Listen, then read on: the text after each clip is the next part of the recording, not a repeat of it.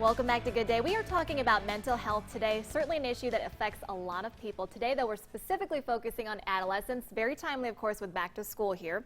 I want to welcome in Natalie Jones with Family Health Extension Specialist. Thanks for joining us. Thanks for having me today. Okay, first, how big of an issue is this? We're always talking about it. Yes, so we know that adolescence, it's a really vulnerable time, but it's also one of the most vulnerable times for an increase in depression and anxiety. Okay. So 1 in 5 students will have a mental health condition, and so that's about 20% of teenagers who are dealing with this, and that's a huge number. Yeah. It's about 15 million students who are experiencing these mental health conditions, and what the problem is that a lot of them actually aren't seeking help or going to ask people for support with those mental health conditions. A lot of folks we know internalize things, keep it to themselves. That's never a good thing. Right.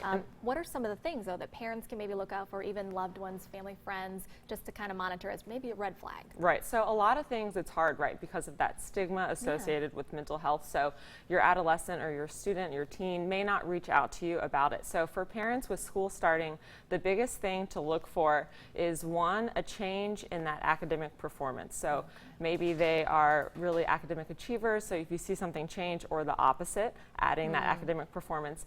Also, you want to look for social isolation. Maybe they're having trouble making friends or keeping friends.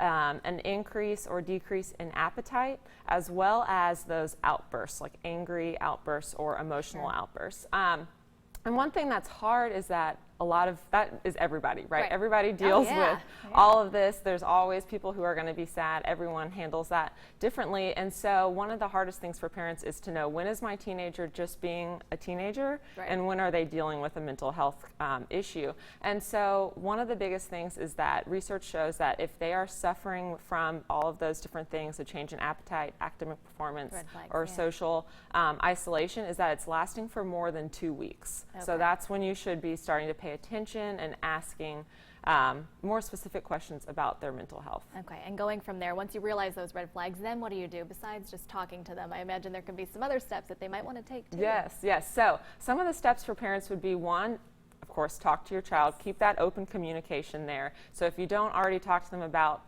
their everyday experiences with school, set a time to do that. And then the other thing is that if they are suffering from a mental health condition like depression or anxiety, know that it's okay to talk to an expert, and that you really should reach out to someone to help, because it's not going to go away on its own. Another thing to do is to talk to teachers. They can be your allies. So really talk to your students' teachers, make sure that they are aware of any situation, or if they can help you become aware of a situation. Right, they can be your eyes too. Exactly. And the biggest thing also is to model that healthy lifestyle. So eating healthy fruits and vegetables, getting sleep, physical activity, all of those are so important, as well as a structured study time. So helping with that anxiety, adding that into your daily routine can really help. And I want to mention real quick, social media. This obviously is a big deal right now for a lot of students. Yes, so what's actually fascinating is that screen time, we've seen an increase in adolescents with depression and anxiety, that feeling of bullying or even being left out through social media, and this really increased around 2011 with that social media craze of Instagram, Snapchat, all of that. And so another thing is to really monitor that with your child as well, and have an open communication about social media.